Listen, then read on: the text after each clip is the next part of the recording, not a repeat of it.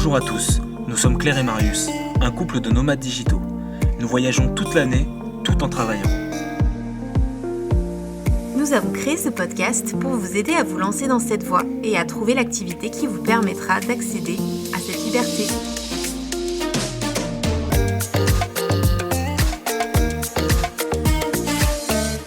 Bienvenue à tous dans ce nouveau numéro de notre podcast Devenir Digital Nomade.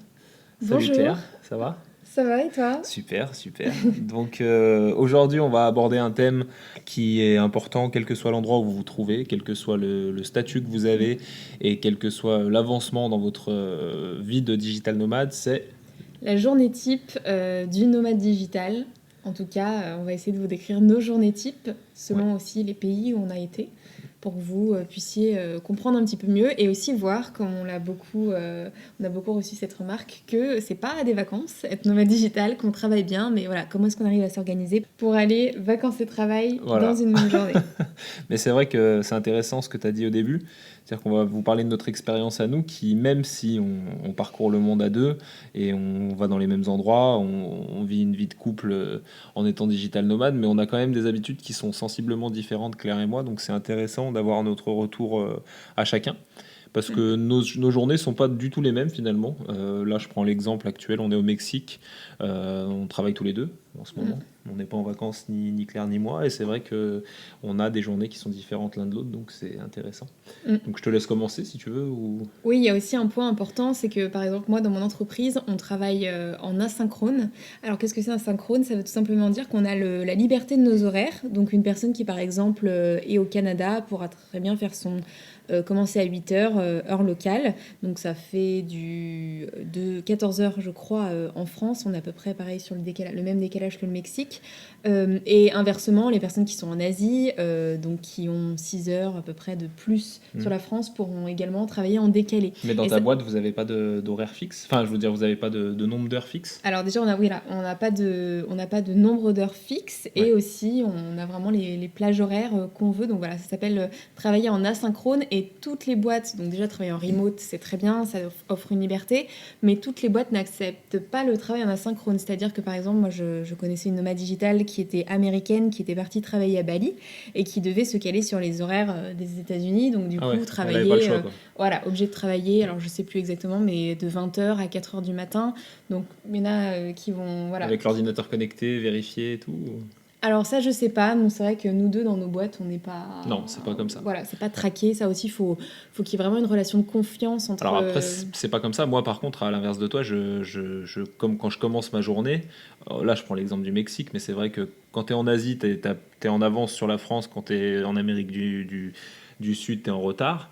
Mais quand je commence ma journée, mes collègues, il est déjà du coup 14h pour eux, c'est le début d'après-midi. Mais par contre, on fait un point d'équipe. J'essaye quand même de travailler au moins 4 heures dans la journée en étant en raccord avec eux Bien pour sûr. qu'il y ait un échange. Après, voilà, c'est vrai que c'est pas le même mode de fonctionnement, mais moi, c'est un fonctionnement que j'ai proposé à mon entreprise. Donc, ils n'avaient pas forcément l'habitude de travailler comme ça. C'est vrai que toi, tu es dans une structure où, pour le coup, vous avez l'habitude de travailler comme ça. Donc, c'est vachement plus simple, enfin, ça roule plus vite, quoi. Oui, voilà, en fait c'est pareil, il y a juste une réunion qui est la réunion d'équipe qu'on fait le jeudi à 14h, donc pour que tout le monde puisse être présent. Donc à Bali, il était 20h pour nous, là il est 8h du matin. Ça c'est vraiment la réunion par contre où tout le monde doit être présent et après on aménage avec nos managers. Par exemple, moi typiquement, je suis allée au Mexique, donc on a décalé tous nos points qui étaient le matin à l'après-midi.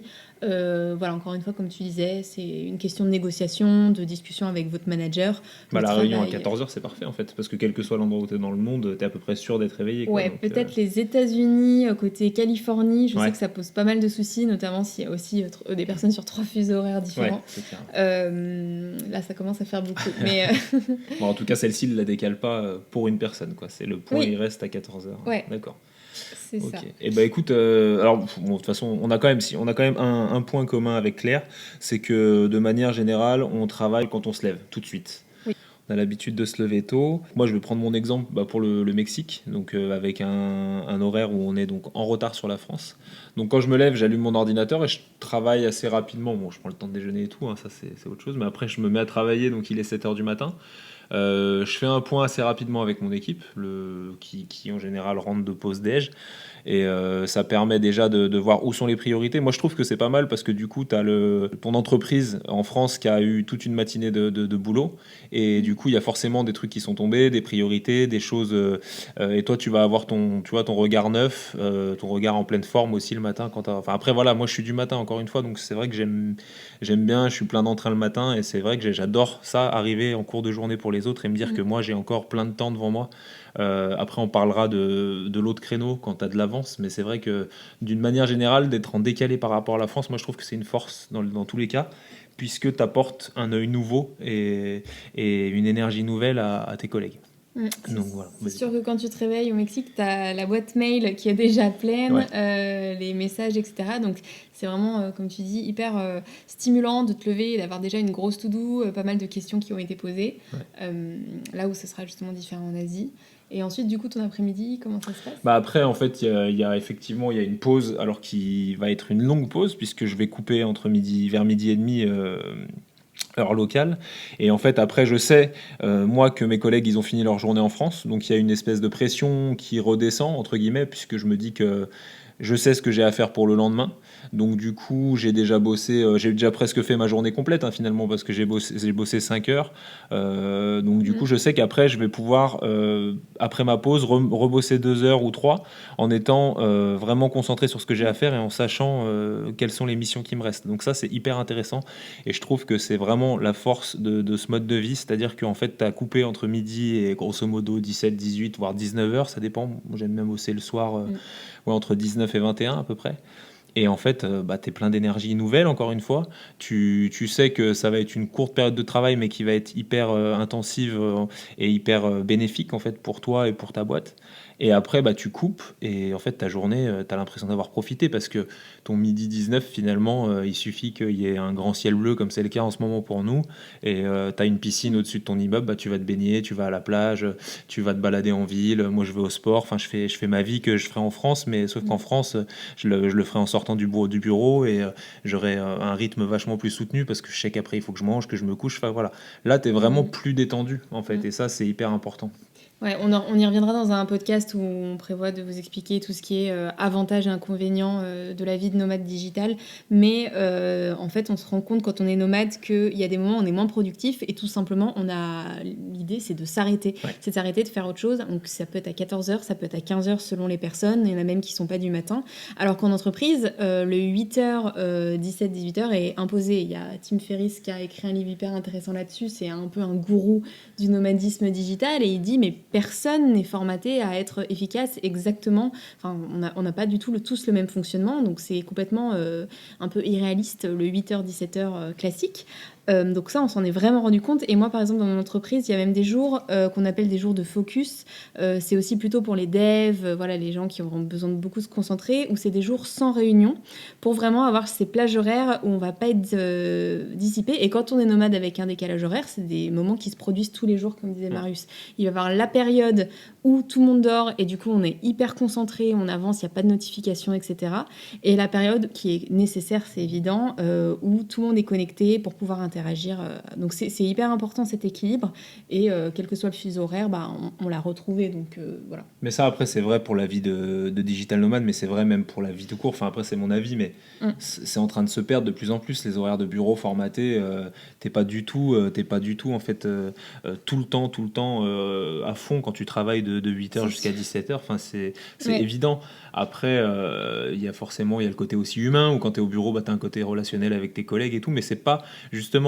Je trouve que j'en ai discuté avec mon patron avant-hier et donc c'est encore une fois il faut recontextualiser, mais c'est nouveau pour lui et il trouvait qu'il y avait quand même une super communication entre nous parce qu'en fait du coup tu as peut-être un peu ce sentiment, alors Claire elle l'avait beaucoup au début, maintenant elle l'a moins parce qu'elle est habituée à son travail, mais c'est vrai que tu as envie d'échanger un maximum parce que tu as envie peut-être que les autres voient que tu bosses, mais en fait tu es tellement efficace et tu bosses tellement bien quand tu es focus et que tu peux faire tes heures comme tu le sens que du coup la communication elle se fait toute seule et les gens ils voient très bien le rendement quoi, donc c'est intéressant. Ouais, exactement. Après, moi, c'est assez similaire, hein, la journée. Moi, je suis hyper efficace. Enfin, surtout, j'adore travailler le soir, après le dîner. Donc, comme disait Marius, je vais travailler le matin, notamment parce que j'ai pas mal de choses en attente. Et puis, l'après-midi, on va en profiter pour faire une pause. Donc, on va visiter, en l'occurrence, des cénotes. On peut aller à la plage, etc. Et le soir, ben, voilà, je vais faire mes 3 dernières heures de boulot, plus, moins, si besoin. Voilà, on est assez flexible sur ça. En fait, les heures où on se retrouve, toi et moi, on va dire que la soirée, entre guillemets, d'un couple classique qui va se retrouver à 20h30 et va se coucher Mm. à 23h, bah, nous, c'est notre Ouais, après-midi, en fait. on aime bien ça. Ça, Ouais, c'est le dingue de se l'après-midi. dire qu'on a toutes nos après-midi. Là, je parle du Mexique, effectivement, parce qu'on a ces horaires-là, mais qu'on a toutes nos après-midi ensemble. Du coup, on peut prévoir vachement de trucs. Et du coup, bah, le week il n'y a pas ce sentiment de frustration où t'imagines, t'es tout le temps dans un endroit, alors paradisiaque, pas forcément, parce que c'est pas non plus, il n'y a pas que du sable blanc et des palmiers ici, mais tu sens quand même que bah, déjà il fait chaud, alors qu'on est en plein hiver en Oui, France. on est en Voilà, découverte constante de la c'est culture, ça. etc. T'es, t'es, On t'es- n'attend pas autre chose, T'es quoi. tout le temps Mm. éveillé en fait sur ce qui se passe parce que tu découvres tout le temps des choses et ça c'est hyper intéressant. Enfin, et ça apporte vachement plus de choses que quand t'es dans ta routine chez toi. Mm. Après voilà, il y a des gens qui adorent ça. Moi je suis vachement plus casanier que Claire, donc c'est vrai que des fois quand on rentre en France, je suis content aussi d'avoir mes habitudes et tout, mais en fait quand t'es à l'étranger, t'es trop bien quoi. Mm. Donc En fait, ouais, on se rend compte quand on est nomade, bah, déjà, c'est bête à dire, mais qu'une journée, en 24 heures, on peut faire énormément de choses. Il n'y a pas forcément soit le boulot, soit les vacances. On peut faire un peu les deux si on est au bon endroit. Bien évidemment, il y a aussi les transports en moins. Ça, c'est sûr que Ouais. ça aide. carrément. Pareil, on est à l'hôtel, donc on cuisine dans l'hôtel, donc il n'y a pas à se déplacer, etc. La pause déj, on peut plus en profiter, on va dire.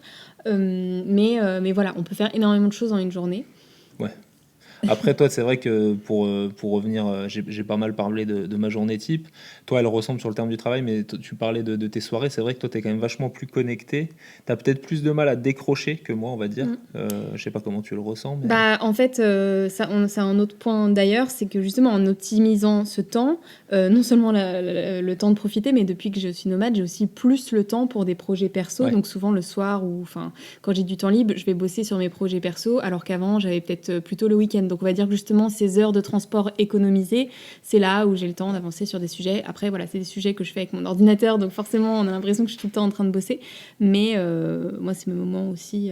bah, il y a un Perso. il y a un bon exemple avec ce qu'on est en train de faire, en fait. Exactement, voilà, bah, tout à fait. Là, on C'est- est le soir, on fait un podcast, voilà, on l'a un peu préparé aussi, donc ça c'est du temps. Voilà, Et mais c'est un plaisir aussi. Donc c'est vrai que, oui. mais c'est vrai que le temps libéré par le fait de pas être dans les transports, Mm. le fait de travailler tout de suite quand tu te lèves, et bah du coup tu le gagnes en pouvant faire effectivement des choses comme ça, même en semaine. Alors qu'en général Oui, oui. tu vas faire ça le week-end quand tu as tout ton emploi du temps qui est libre, et là tu peux faire ça tous les jours. Donc c'est hyper cool quoi. Tout en étant, tout en travaillant le nombre d'heures que tu dois travailler, voire plus des fois quand tu es à fond dedans quoi. Donc, Ouais. Ouais, tout est une question de productivité. C'est bien justement d'avoir des managers qui ont compris que le présentiel et le comptage des heures, donc je parle même pas des gens qui doivent pointer, enfin, parfois c'est absolument pas représentatif. On peut, et c'est justement le thème du livre La semaine de 4 heures, même si on fait pas du tout une semaine de 4 heures, mais voilà, il explique que, Tim Ferriss, qu'on peut condenser son travail, et si on sait qu'on a que 4 heures pour faire une tâche, bah on va le faire, parce que voilà, on est conditionné en se disant, ah, on a 7 heures de travail par jour, donc on va s'adapter à ça. Mais si on veut le réduire, on va aller à l'essentiel, etc. Et au final, le résultat sera le même. Voilà. Et concernant la journée type à Bali, peut-être résumer un petit peu. Ah, c'est vrai qu'on parle souvent de Bali parce que c'est finalement la plus grosse expérience en tant que nomade qu'on ait eue. Donc c'est pour ça qu'on prend souvent cet exemple. Mais c'est vrai que Bali, finalement, c'est le côté Asie. Donc Ouais. c'est le côté où tu es en avance sur la France avec à peu près 6 heures, 7 heures de plus. Ça dépend des saisons. Alors quand on y est allé, c'est un autre exemple de style de vie. Enfin, Claire, je pense que c'est mieux que tu commences parce que moi, à l'époque, Oui. j'étais pas en CDI, j'étais à mon compte. Oui. Donc du coup, j'avais une autre manière de travailler. Mhm. Mais toi, du coup, tu avais déjà commencé ton CDI et du coup, Ouais. comment tu t'organisais là-bas? Donc, c'était un petit peu similaire, comme tu le disais, dans le sens où moi, je commençais par travailler. Pareil, j'avais beaucoup de mails, même si tout le monde dormait, puisque justement, la veille, je m'étais couchée un peu plus tôt que tout le monde. Donc j'avais plein de choses à faire quand je me levais. Et je bossais un peu plus tôt, c'est-à-dire vers 10-11 heures. Vers 11 heures, on faisait une pause et c'est là où on partait explorer, etc. Pareil, pause déjeuner. Et je reprenais à 15-16 heures. Voilà, moi j'adore bosser le soir jusqu'à minuit. Je faisais ma journée. Donc ma journée, c'était plutôt de 16 heures à minuit. Je sais pas exactement combien d'heures. Et pareil, voilà, c'était là où il y avait tout le monde qui commençait à se connecter. Donc c'était toujours cette dualité avec la pause déj en France, c'était notre pause pour dîner. Donc c'était hyper sympa aussi dans ce sens-là. Et là, c'est l'inverse en fait. C'est juste l'inverse. Notre pause déj ici, c'est le repas Ouais. en France. C'est ça. Après, au début, on se levait même à 5h du matin avec le décalage horaire. Et ouais, on a pris goût en fait à se lever tôt ici, 5-6 heures. Moi, en France, j'étais plutôt à me lever à 8 heures. C'était compliqué, mais en fait, on s'adapte. Voilà, là. Puis surtout, si on sait que ça va nous libérer l'après-midi, ça me motive quand même. Mais encore une fois, je pense que inconsciemment, tu sais, tu as toujours une partie de toi qui est réglée avec la France, avec l'heure de la France, puisque même si tes habitudes, tout est en accord avec le pays dans lequel tu es, mais par contre, tu sais très bien que toutes les personnes avec qui tu es en contact professionnellement, il y en a moi je parle pour moi, mais il y en a ils sont tous en France en fait, donc du coup, tu es obligé de t'adapter à ça. Donc c'est intéressant en fait, parce que du coup, tu as une manière de penser, je trouve, qui est vachement plus ouverte sur la manière d'optimiser ton temps, de manière générale, quoi. Ouais, et surtout, tu t'apprends à te connaître parce que moi, je posais la question à des freelances, à des gens qui étaient nomades comme nous. Il y en a qui me disaient que l'heure où vous étiez le plus productif, c'était la nuit, très tôt le matin, pareil, très tard le soir. Donc en fait, des fois, on a l'impression peut-être qu'on n'est pas productif, qu'on n'est pas bon dans quelque chose, mais en fait, c'est juste que le système nous impose des horaires et en fait, on apprend à beaucoup mieux se connaître, à apprendre quand est-ce qu'on a besoin de couper, etc. Donc ça, c'est hyper enrichissant à ce niveau-là. Et puis par contre, justement, il y a peut-être un thème dont on peut parler, c'est le week-end, les vacances, etc. Alors personnellement, moi j'aime bien travailler le week-end pour les mêmes raisons, c'est-à-dire que le week-end, toi aussi, hein, je pense, personne n'est connecté, c'est un moment où on a le temps de réfléchir, notamment c'est là où je vais faire peut-être des projets plus de fond, un peu plus stratégiques, où je vais avoir besoin de réfléchir sur des choses moins urgentes.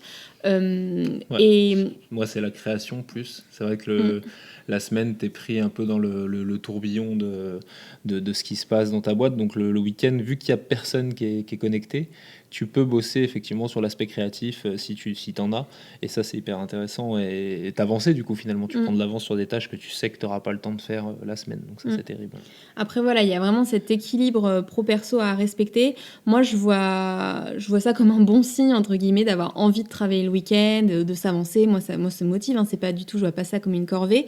Et c'est justement parce que je sais que si j'ai besoin de prendre 2 heures un lundi pour faire un truc perso ou un mardi après-midi, etc., bon, bien évidemment, je préviens mon équipe, je vais pouvoir le faire. Donc, du coup, je trouve que c'est rétribué un peu en retour de pouvoir bosser le week-end, à l'inverse, si il le faut, quoi. Il n'y a pas de frontières. Pour certains, ça peut être dérangeant, mais pour moi, je vois ça comme quelque chose de positif, à savoir le travail, finalement, se fond avec ma vie de tous les jours, parce que c'est pas du tout quelque chose d'embêtant, de contraignant.